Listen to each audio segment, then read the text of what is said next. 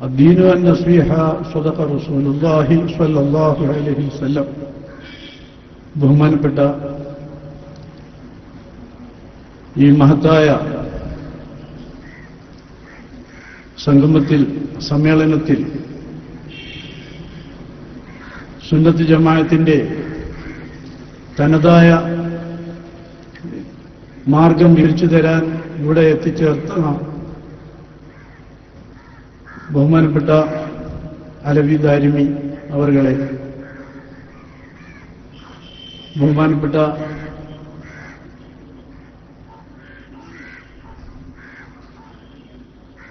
ഈ സ്ഥാപനത്തിന്റെ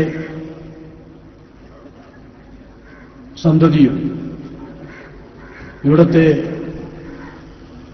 ഉസ്താദുമായ ഷക്കീർ ഹാഫിൽ ദാരിമി, അതേപോലെ ഇസ്ലാമിക പ്രബോധന പ്രചരണ രംഗത്ത് വളരെ വിശിഷ്ടമായ സേവനങ്ങൾ നിർവഹിച്ചുകൊണ്ടിരിക്കുന്ന ഈ സ്ഥാപനത്തിന്റെ സന്തതിയായ പുത്തൻവാദികൾക്ക് പേടി സ്വപ്നമായി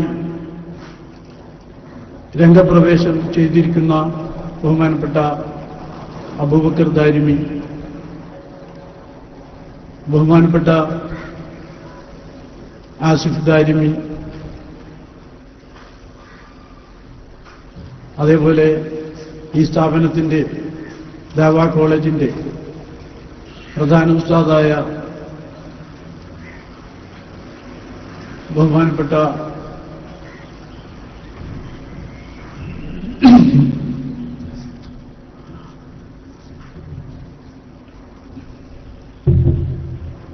ഉസ്താദുമാരെ, സഹോദരന്മാരെ, ഇവിടെ ഒരുമിച്ച് കൂടിയ സുന്നത്ത് ജമാഅത്തിന്റെ പ്രവർത്തകന്മാരെ,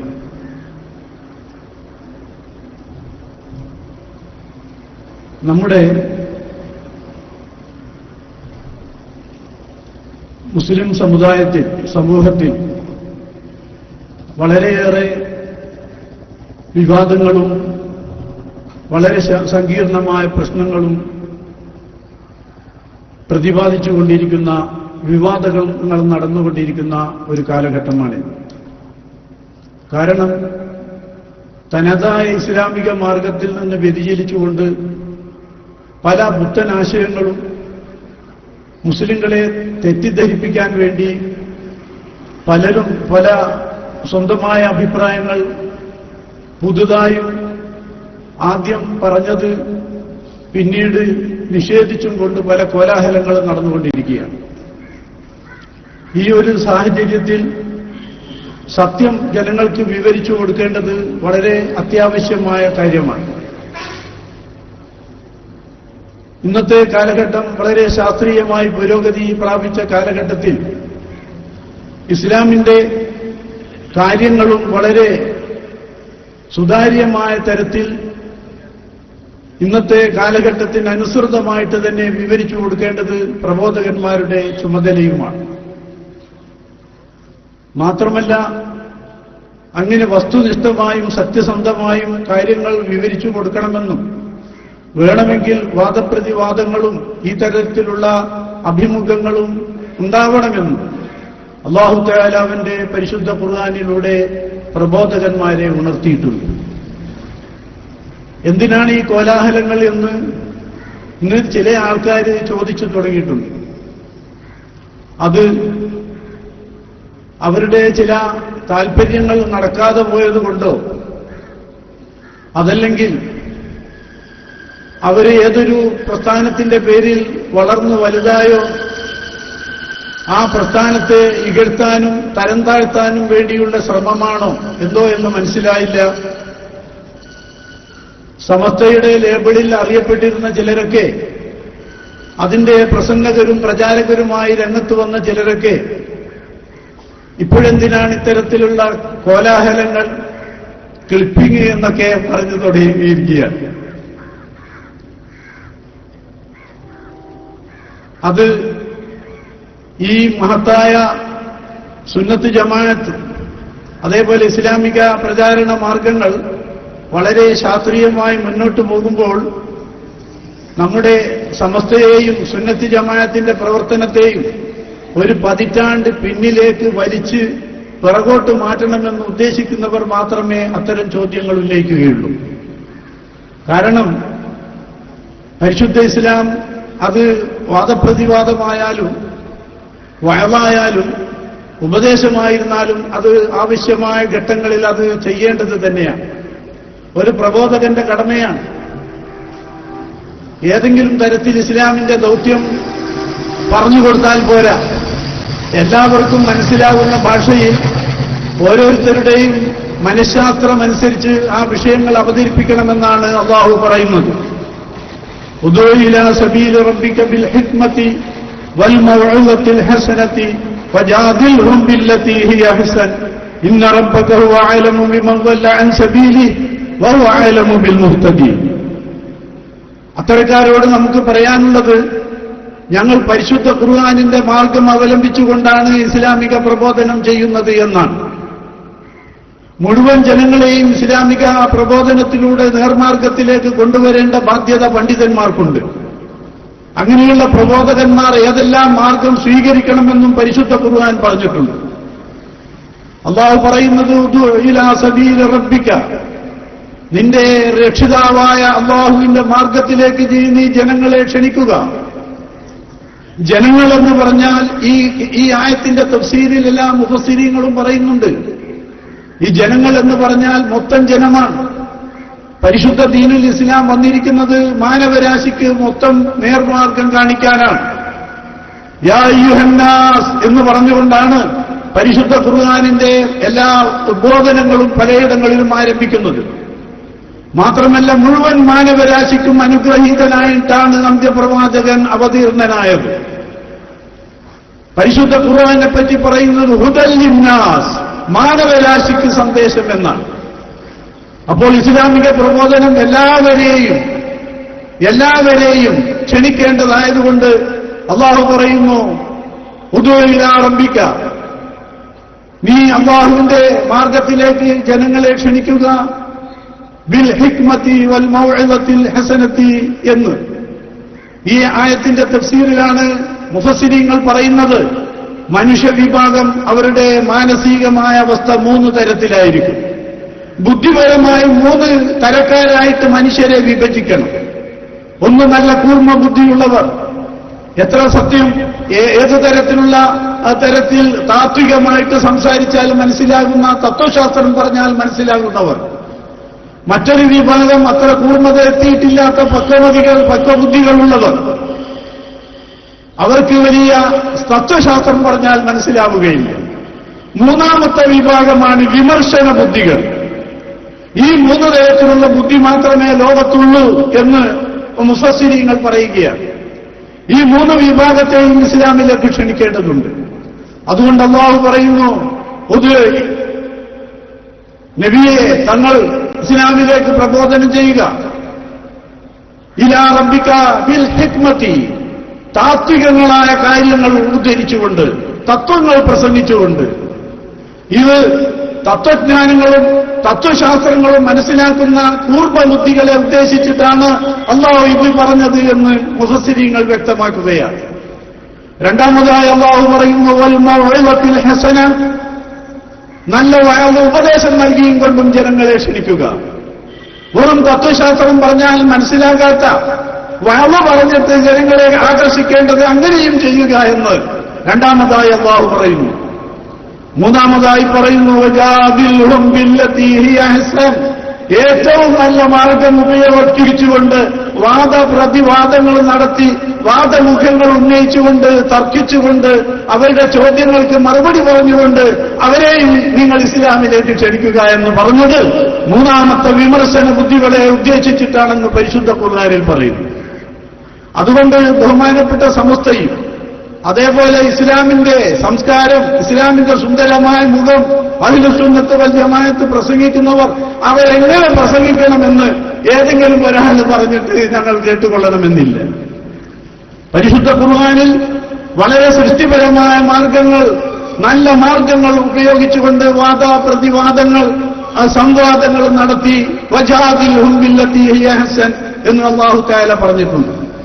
അതുകൊണ്ടാണ് ഇന്നത്തെ പരിഷ്കരിച്ച യുഗത്തിൽ സാധാരണക്കാരോട് എന്തെങ്കിലും പറഞ്ഞ് തട്ടിപ്പ് നടത്താൻ പറ്റില്ല. അങ്ങനെ പറഞ്ഞിട്ടുണ്ടെങ്കിൽ ആ പറഞ്ഞയാളെ തന്നെ കൊണ്ടുവന്ന് കാണിച്ചു കൊടുക്കാനുള്ള പുരോഗതി ശാസ്ത്രം ഇന്ന് പുരോഗതി പ്രാപിച്ചിട്ടുണ്ട്. ആ ഒരവസ്ഥയിൽ ക്ലിപ്പിംഗൊന്നും നടത്താതെ ആ കാര്യങ്ങളൊന്നും ഇവിടെ സമർപ്പിക്കാതെ ഞങ്ങളെ കൊണ്ട് പ്രസംഗിപ്പിക്കണമെന്ന് പറഞ്ഞാൽ ഈ കാലഘട്ടത്തിൽ ഒരു 10 പതിറ്റാണ്ട് പിറകിലേക്ക് ഈ സുന്നത്തി ജമാഅത്തിന്റെ ആൾക്കാർ പോകണമെന്നാണ് ഏതൊരു വലിയ വാഗ്മിയായാലും. അങ്ങനെ ഈ സുന്നത്തി ജമാഅത്തിന്റെ സമസ്തയുടെ പ്രവർത്തകരെ പിറകോട്ട് വലിക്കാൻ ഞങ്ങൾ സമ്മതിക്കുകയില്ല എന്ന് വളരെ ആധികാരികമായി പറയാൻ ഞാൻ ആഗ്രഹിക്കുകയാണ്. പരിശുദ്ധമായ സമസ്ത, ആ സമസ്ത എക്കാലവും മനുഷ്യരുടെ കൂടെ സത്യവിശ്വാസികളുടെ കൂടെ നിന്നതായ പ്രസ്ഥാനമാണ്. അവർക്കൊന്നും മാറ്റിപ്പറയേണ്ടി വന്നിട്ടില്ല. ഇപ്പോൾ പലർക്കും മാറ്റിപ്പറയേണ്ടി വന്നിരിക്കുക. ഇന്ന് മുജാഹിദീങ്ങൾ ത്രിശങ്ക് സ്വർഗത്തിലാണ്, ത്രിശങ്കിലാണ്. ഇൻസ്, ജിന്ന്, ശൈത്വാൻ, അങ്ങനെ പലതരത്തിലുള്ളതായ പ്രകടനങ്ങൾ നടത്തി മുമ്പ് പറഞ്ഞതിനൊക്കെ വിഴുങ്ങി ഇന്ന് എന്തെല്ലോ ചില പ്രകടനങ്ങൾ നടത്തുന്നതായ വാഗ്ധോരണി മാത്രം കൊണ്ട് ജനങ്ങളെ കബളിപ്പിക്കാൻ ശ്രമിക്കുന്ന ഒരവസ്ഥയിലേക്ക് മുജാഹിദ് പ്രസ്ഥാനം തരം താഴ്ന്നിരിക്കുകയാണ്. അതിനെ വിശദീകരിച്ച് നമ്മുടെ ചെറുപ്പക്കാരായ പ്രസംഗകർ ദാരിമികൾ തന്നെ, ഈ സ്ഥാപനത്തിന്റെ മക്കൾ തന്നെ നിങ്ങളോട് പ്രസംഗിക്കാനിരിക്കുകയാണ്. വളരെ വസ്തുനിഷ്ഠമായി ആ കാര്യങ്ങളെ നിങ്ങളെ അറിയിക്കാൻ പോവുകയാണ്. ജിന്ന് എന്ന് പറഞ്ഞൊരു കാലത്ത് ജിന്ന് വർഗം തന്നെ ഇല്ല എന്ന് പറഞ്ഞിരുന്നു. ജിന്നില്ല എന്ന് പറഞ്ഞാൽ അത് കുഫറാണെന്നാണ് തൊഹഫയിൽ പറയുന്നത്. കുഫറിനോട് അടുത്തതായ കുഫറായ ഒരു വാദമാണ്. കാരണം പരിശുദ്ധ ഖുർആനിന്റെ അടിസ്ഥാനത്തിൽ വളരെ സ്ഥിരപ്പെട്ട ഒരു കാര്യമാണ് ജിന്ന് എന്ന് പറയുന്നത്. മനുഷ്യരെക്കാൾ മുമ്പേ ഉണ്ടായിരുന്ന ഒരു വിഭാഗമാണ് ജിന്ന്. അവരെ ഉണ്ടാക്കിയിരിക്കുന്നത് തീജ്വാലയിൽ നിന്നാണ് ജിന്നിനെ ഉണ്ടാക്കി. ആ ജിന്ന് മനുഷ്യരാണെങ്കിൽ പിന്നീട് മണ്ണിൽ നിന്ന് സൃഷ്ടിക്കപ്പെട്ടവരാണ്. മലായിക്കത്തുകളാണെങ്കിൽ പ്രകാശത്തിൽ നിന്ന് സൃഷ്ടിക്കപ്പെട്ടവരാണ്. ഈ 3 കാര്യങ്ങളും വളരെ വ്യക്തമായി ഇസ്ലാമിന്റെ പരിശുദ്ധ ഖുർആനിൽ നിന്നും ആധികാരികമായ ഇസ്ലാമിന്റെ തെളിവുകളിൽ നിന്നും നമുക്ക് മനസ്സിലാക്കാൻ കഴിഞ്ഞതാണ്. അതുകൊണ്ട് തന്നെ ജിന്നുകളുടെ ഒരു വിഭാഗമുണ്ട് എന്നതിൽ യാതൊരു സംശയവുമില്ല. അതിനെയും ചില ആൾക്കാർ മുമ്പ് കാലത്ത് എതിർത്തിരുന്നു. അതേപോലെ തന്നെ ആ ജിന്ന് എന്ന് പറയുന്നതായ വിഭാഗത്തിൽ സ്ത്രീകളുണ്ട്, പുരുഷന്മാരുണ്ട്. അവർ വിവാഹം ചെയ്യുന്നുണ്ട്. അവർ മുമ്പ് ആ ജിന്നുകളുടെ കൂട്ടത്തിൽ തന്നെ പ്രവാചകന്മാരാരും ജിന്നായിട്ട് വന്നിട്ടില്ല. ജിന്നിന്റെ ഏറ്റവും മുതിർന്ന അവന്റെ ആ ജിന്ന് വിഭാഗത്തിന്റെ മുത്തപ്പനാണ് ഈ സാക്ഷാൽ ഇബ്ലീസ്. ആ ജിന്ന് വർഗത്തിൽപ്പെട്ടയാളാണ് ഇബ്ലീസ്. ആ ജിന്ന് സമൂഹത്തിൽ ഒരിക്കലും പ്രവാചകന്മാർ വന്നിട്ടില്ലെങ്കിലും ആ ജിന്നുകൾ മറ്റ് അഷ്റഫുൽ ഖൽഖ് സല്ലല്ലാഹു അലൈഹി വസല്ലം തങ്ങൾ ജിന്നിനും ഇൻസിനും പ്രവാചകരായിട്ട് വന്ന അവരെ പരിശുദ്ധ ഖുർആനിലേക്ക് ക്ഷണിച്ച പ്രവാചകനാണ് എന്ന് പരിശുദ്ധ ഖുർആൻ ഒരുപാട് ആയത്തുകളിലൂടെ വ്യക്തമാക്കുന്നുണ്ട്. ഇന്ന് നമ്മുടെ ഈ നന്ദിയിൽ പ്രത്യേകം പറയേണ്ടതുണ്ട്. കാരണം ഈ ഇവിടെ തെറ്റിപ്പിരിഞ്ഞതായ മുജാഹിദുകൾ, പരസ്പരം തമ്മിലടിച്ചുകൊണ്ടിരിക്കുന്ന മുജാഹിദുകൾ ജിന്ന് വിഭാഗത്തിലെ ആ സമ്പ്രദായത്തെ നേരത്തെ വിമർശിച്ചിരുന്നു. പക്ഷേ ഒരു വിഭാഗം സത്യം മനസ്സിലാക്കി.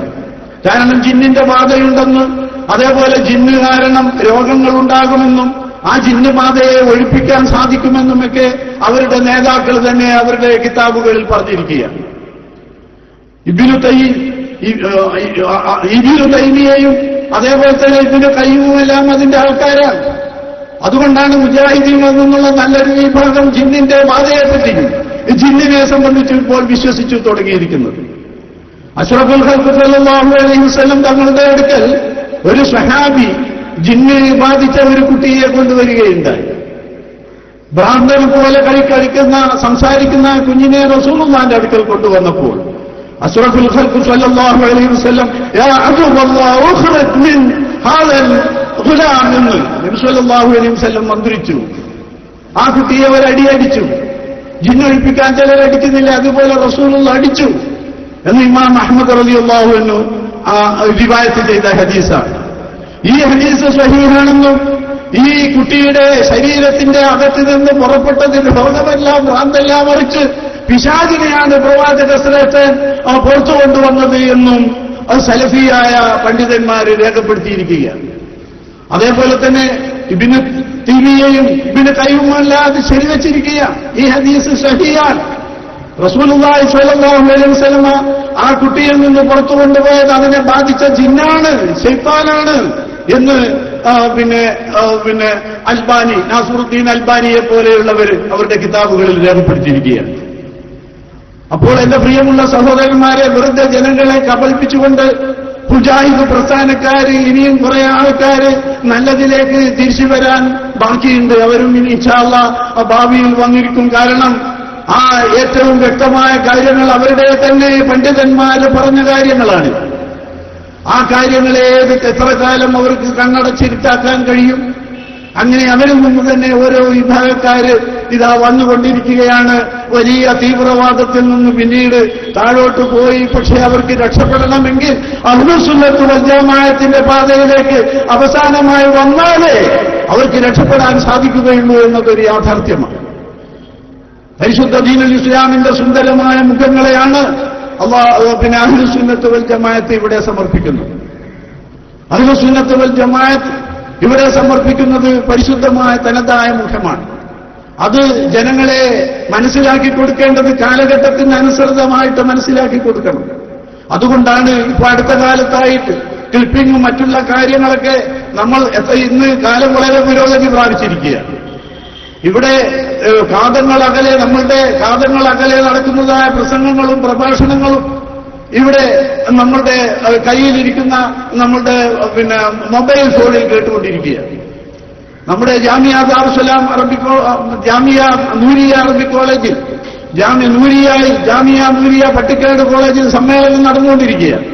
പക്ഷേ ഞാൻ നേരത്തെ വരുന്ന വഴിക്ക് ആ സമ്മേളനത്തിലുള്ള പ്രസംഗങ്ങൾ എനിക്ക് മൊബൈലിലൂടെ കേൾക്കാൻ സാധിച്ചു. വളരെ വ്യക്തമായി, സ്ഫുടമായി, സുന്ദരമായി. അങ്ങനെയുള്ള ഒരു കാലഘട്ടത്തിൽ നമ്മളിൽ നിന്ന് തന്നെ ഒരാള് യാതൊരു ലജ്ജയുമില്ലാതെ ഒരു സ്റ്റേജിൽ എഴുന്നേറ്റ് ജനങ്ങളെയൊക്കെ വിളിച്ചുകൂട്ടിയിട്ട് പറയുകയാണ് ഈ ക്ലിപ്പിംഗൊക്കെ അവസാനിപ്പിക്കണം, ഒഴിവാക്കണമെന്ന് പറയുകയാണ്. അതിന് അദ്ദേഹം പറയുന്ന ചില കാര്യങ്ങൾ പരസ്പര വിമർശനമാണ്, ആക്ഷേപങ്ങളാണ് എന്നാണ്. വിമർശിക്കേണ്ടതിനെ വിമർശിച്ചേ പറ്റൂ. ചിലപ്പോ പരിശുദ്ധമായ അദ്ദേഹത്തോട് നമുക്ക് പറയാനുണ്ട്, ഫിഖഹിന്റെ ഗ്രന്ഥങ്ങളെങ്കിലും അദ്ദേഹം പാരായണം ചെയ്തിരിക്കണം. മൊത്തം സമുദായത്തിൽ വിപത്തുകളും ആപത്തുകളും ഫിത്നയും ഉണ്ടാക്കാൻ വേണ്ടി ആര് രംഗപ്രവേശം ചെയ്താലും അവരെ തൊലി വിരിച്ച് കാണിക്കേണ്ടത് സത്യ സന്ദേശം പ്രചരിപ്പിക്കുന്നവരുടെ കടമയാണ്. കാരണം അല്ലെങ്കിൽ ജനങ്ങൾ കബളിപ്പിക്കപ്പെടും. പരിശുദ്ധ ദീനുൽ ഇസ്ലാമിനെ വിമർശിക്കുന്നവർ, അതേപോലെ തന്നെ സുന്നത്ത് ജമാഅത്തിന്റെ ആശയങ്ങളെ വിമർശിക്കുന്നവർ, അതേപോലെ തന്നെ പരിശുദ്ധ സമസ്ത കേരള ജമിയത്തുൽ ഉലമയുടെ പ്രസ്ഥാനത്തിൽ നിന്ന് പുറത്തുപോയിട്ട് അതിന്റെ നേരെ കൊഞ്ഞനം കുത്തുന്നവർ, അവരുടെയൊക്കെ തൊലിവിരിച്ച് കാണിക്കേണ്ടത് നിർബന്ധമാണ്. ഫത്വയുമായി നടക്കാൻ ഫിഖഹിന്റെ എല്ലാ കിതാബുകളിലും നോക്കിയാൽ കാണാം, ചിലപ്പോൾ ആ ഗീബത്താണെങ്കിൽ തന്നെ ചിലപ്പോൾ അത് മുജൂബായി വരുമെന്ന് വരെ പറഞ്ഞിട്ടുണ്ട്. കാരണം അത് പറയാതിരുന്നാൽ മൊത്തം ജനങ്ങൾ അവരെ പോലെ അവരുടേതായ അവരുടെ പ്രസംഗങ്ങൾ കേട്ട് അതല്ലെങ്കിൽ അവരുടെ പ്രവർത്തനങ്ങൾ കണ്ട് തെറ്റിലേക്ക് പോകും എന്ന് വരുമ്പോൾ ആ കാര്യങ്ങളെല്ലാം വളരെ വ്യക്തമായി വിമർശിക്കേണ്ടടുത്ത് വിമർശിച്ചും വളരെ സ്ഫുടമായും വളരെ ആരോഗ്യപരമായും സത്യസന്ധമായും അവതരിപ്പിക്കേണ്ടത് പ്രബോധകരുടെ ചുമതലയാണ്.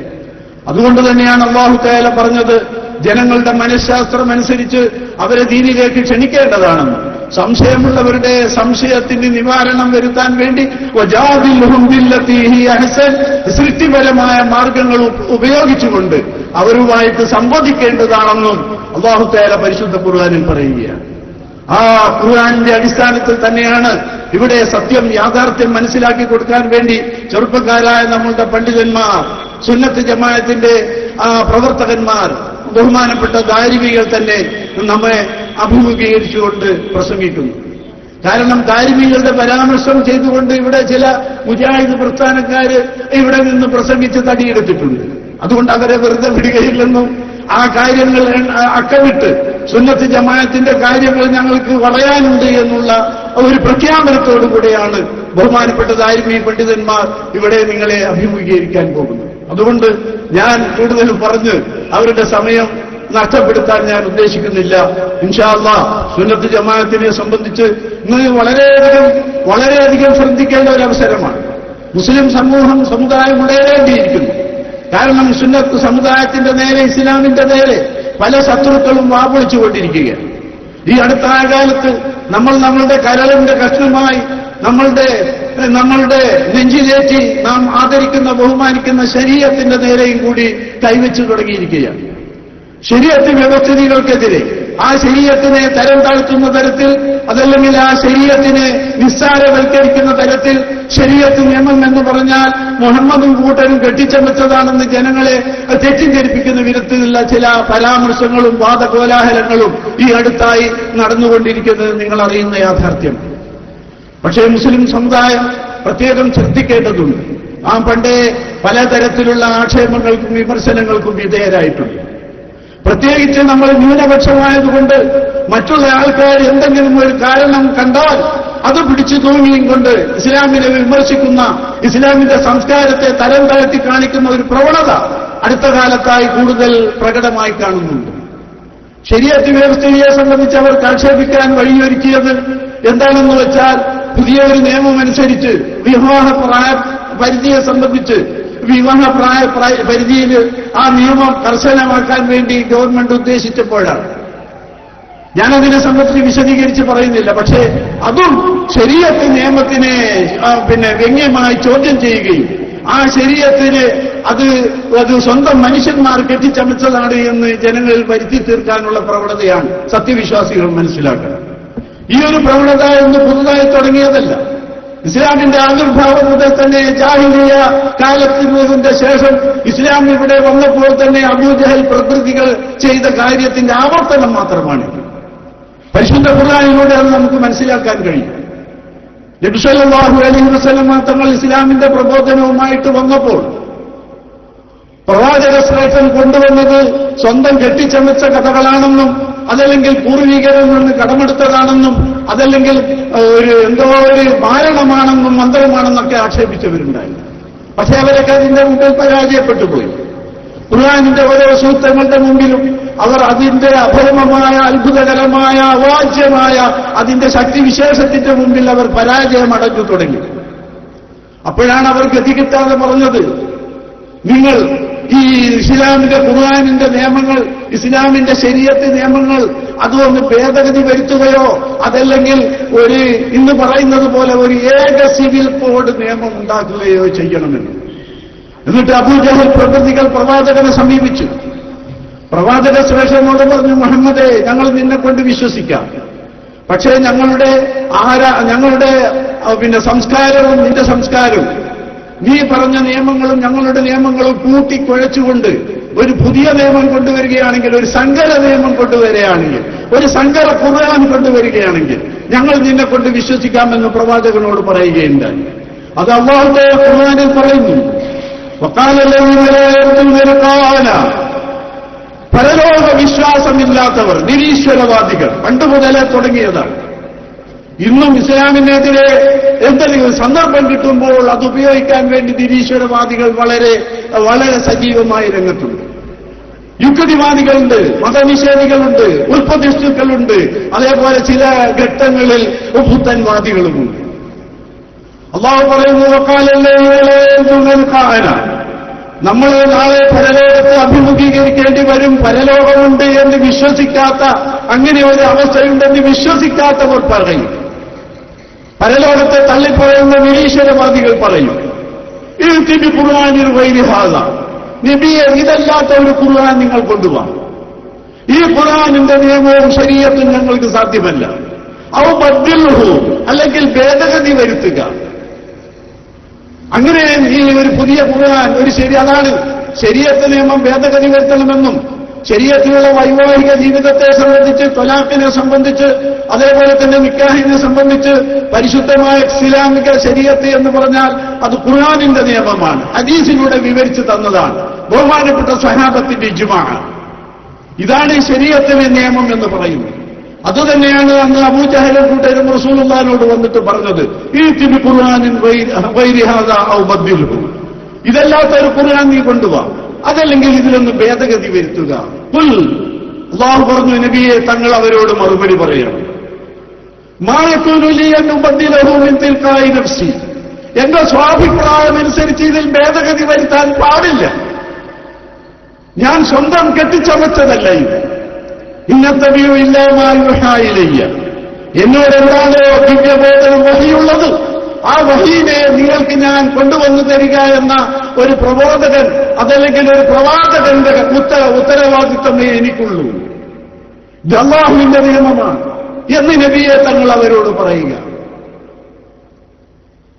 തങ്ങൾ പറയണം, മാ യകൂനു ലി അൻ ഉബദ്ദിലഹു മിൻ തിൽഖാഇ നഫ്സി ഇന്നത്തബിയു ഇല്ലാ മാ യുഹാ ഇലയ്യ ഇന്നി അഖാഫു ഇൻ അസൈതു റബ്ബി അദാബ യൗമിൻ അദീം. അതല്ല, ഞാൻ ഇതിന് വിരുദ്ധമായി ഞാൻ സ്വന്തമായി ശരീഅത്തിൽ കൈകടത്തുകയും എന്നിട്ട് ഖുർആനിൽ ഭേദഗതി വരുത്തുകയും ചെയ്താൽ ഇന്നി അഖാഫു, ഞാൻ ഭയക്കുന്നു, ഇന്ന അസൈതു റബ്ബി, എന്റെ രക്ഷിതാവിനോട് ഞാൻ തെറ്റ് ചെയ്താൽ അദാബ യൗമിൻ അദീം, ഭയാനകമായ ഖിയാമത്ത് നാളിന്റെ ശിക്ഷ ഞാൻ അനുഭവിക്കേണ്ടി വരും. ശരീഅത്ത് നിയമം എന്ന് പറഞ്ഞാൽ ആരെങ്കിലും തുമ്മുമ്പോൾ തെറിച്ചു പോകേണ്ടതല്ല. ഏതെങ്കിലും സ്വാർത്ഥികളുടെ അല്ലെങ്കിൽ നിരീശ്വരവാദികളുടെ യുക്തിവാദികളുടെ അതല്ലെങ്കിൽ ഉൽപ്പതിഷ്ടുക്കളുടെ പുത്തനാശയക്കാരുടെ അവരുടെ ആഗ്രഹമനുസരിച്ച് മാറ്റിമറിക്കേണ്ടതല്ല ശരീഅത്ത് വ്യവസ്ഥിതി. അങ്ങനെ ആവശ്യപ്പെടുന്നവരുടെ പുറകിലുള്ളവരുടെ മനസ്സിലിരിപ്പ് എന്താണെന്നോ അതും ഖുർആൻ പറയുന്നുണ്ട്. തങ്ങൾ പറയണം, വലഖദ് ലബിസ്തു ഫീകും ഉംറൻ മിൻ ഖബലിഹി, ഞാൻ പെട്ടെന്ന് ഒരു മൂലയിൽ നിന്ന് പ്രത്യക്ഷപ്പെട്ട് എന്തോ മന്ത്രം ഉരുവിട്ട് അപ്രത്യക്ഷനാകുന്ന ഒരു ആളല്ല ഞാൻ, അങ്ങനെയുള്ള ഒരാളല്ല ഞാൻ. ഞാൻ 40 കൊല്ലക്കാലമായി നിങ്ങളുടെ ഇടയിൽ ജീവിക്കുന്നു. എന്റെ ഭാഷ നിങ്ങൾക്കറിയാം, എന്റെ സംസ്കാരം സ്വഭാവം നിങ്ങൾക്കറിയാം, എന്റെ ശൈലിയോ ഭാഷയോ അല്ല ഈ പരിശുദ്ധ ഖുർആൻ. എന്റെ സത്യസന്ധത നിങ്ങൾക്കറിയാം. ഞാനൊരു വെളിച്ചപ്പാടല്ല, പെട്ടെന്ന് പ്രത്യക്ഷപ്പെട്ട് എന്തോ പറഞ്ഞ് അപ്രത്യക്ഷനാകുന്ന വെളിച്ചപ്പാടില്ലെന്ന് നബി തങ്ങൾ പറയൂ. വലഖദ് ലബിസ്തു ഫീകും ഉംറൻ മിൻ ഖബലിഹി, ഇതിന്റെ മുമ്പ് ഒരു വലിയ സുദീർഘ കാലഘട്ടം ഞാൻ നിങ്ങളുടെ ഇടയിൽ ജീവിച്ചില്ലേ. ഈ ഖുർആൻ അല്ലാഹുവിന്റെ ഗ്രന്ഥമാണെന്ന് നിങ്ങൾക്കറിയാം. അപ്പോൾ നിങ്ങൾ ഈ പറയുന്നതിന്റെ ഉദ്ദേശം ശരീഅത്ത് നിയമത്തെ ഭേദഗതി വരുത്തണം അല്ലെങ്കിൽ ഈ മാറ്റങ്ങളൊക്കെ മാറ്റിത്തരണം എന്ന് പറയുന്നതിന്റെ ഉദ്ദേശം ഇത് ഞാൻ കെട്ടിച്ചമച്ചതാണെന്ന് വരുത്തി തീർക്കാനല്ലേ? അതാണ് ഇന്ന് മുസ്ലിം സമുദായത്തിന്റെ നിയമങ്ങൾ അത് മാറ്റിമറിക്കണമെന്നൊക്കെ പറയുന്നവരുടെ ഉള്ളിലിരിപ്പുള്ളത്. അത് നമ്മളെങ്ങാനും കെട്ടിച്ചമച്ചതാണ്, മുഹമ്മദ് കൊണ്ടുവന്നതാണ് എന്ന് ആ ജനങ്ങളുടെ ഇടയിൽ തെറ്റിദ്ധാരണ ഉണ്ടാക്കാൻ വേണ്ടിയാണ്. അതൊരിക്കലും നടപ്പുള്ള കാര്യമല്ല. പക്ഷേ നമ്മൾ ഗവൺമെന്റിനോട് ഒരു സമരത്തിനോ മത്സരത്തിനോ പറഞ്ഞിട്ടില്ല. നമ്മൾ ന്യായമായും പറഞ്ഞത് എന്താണ്? വളരെ ശാസ്ത്രീയമായ ഒരു വ്യവസ്ഥിതിയാണ് പരിശുദ്ധ ഇസ്ലാം. ഇസ്ലാം ഇവിടെ വിവാഹ സംബന്ധമായിട്ട് ഒരു കർക്കശ നിയമവും കൊണ്ടുവന്നിട്ടില്ല. അതാണ് സത്യം. ഇവിടെ ചിലർ പറയും വിവാഹമോചനം കൊണ്ടുവന്നത് ഇസ്ലാമാണെന്ന്. ഒരിക്കലുമല്ല. ഇവിടെ വിവാഹമോചനത്തിനെ നിയന്ത്രിക്കുക മാത്രമേ ഇസ്ലാം ചെയ്തിട്ടുള്ളൂ. ജാഹിലിയ്യ കാലത്ത് 100 വട്ടം തലാഖ് ചെയ്തിരുന്ന ഒരവസ്ഥ, ആ അവസ്ഥയെ ഇല്ലാതാക്കിയും കൊണ്ട് അത്വലാഖ്, ഇനി തിരിച്ചെടുക്കാവുന്ന തലാഖ് മർറത്താനി, 2 തവണ മാത്രമേ ഉള്ളൂ. പിന്നെ ഫഇംസാകും ബിമഅറൂഫിൻ ഔ തസ്രീഹും ബിഇഹ്സാൻ, നല്ല നിലയ്ക്ക് അവളെ ജീവിച്ച് പുലർത്തിപ്പോരുക, അല്ലെങ്കിൽ നല്ല നിലയ്ക്ക് തന്നെ ഒഴിവാക്കി കളയുക എന്ന ഏറ്റവും സുന്ദരമായ ഒരു നിയമമാണ് പരിശുദ്ധ ദീനുൽ ഇസ്ലാം കൊണ്ടുവന്നത്. പക്ഷേ ഏകപത്നി വ്രതം ഇന്ന് ലോകത്തിന് നമുക്കറിയാം പാശ്ചാത്യരെയും മറ്റു മതക്കാരെയും വളരെ പ്രയാസപ്പെടുത്തുന്നുണ്ട്. പാശ്ചാത്യരിൽ എല്ലാ ദിവസവും വിവാഹമോചനം നടക്കുകയാണ്. പക്ഷേ അത് നിയമപരമായിട്ട് അവർക്ക് സാധിക്കുന്നില്ല. പക്ഷേ അവരുടെ അവരുടെ വികാരപരമായ അവരുടെ ആഗ്രഹ നിവാരണത്തിന് വേണ്ടി സ്ത്രീകൾ വേശ്യാലയത്തിലും രാത്രിയായാൽ ആ പുരുഷന്മാർ നേറ്റ് ക്ലബിലേക്കും പോകുന്ന ഒരവസ്ഥയാണ് പാശ്ചാത്യ ലോകത്തുള്ളത്. അതുകൊണ്ട് നിർബന്ധിതാവസ്ഥയിൽ പരിശുദ്ധ ഇസ്ലാം വളരെ പരിമിതികളോടെ അത് അനുവദിക്കുകയാണ് ചെയ്തത്.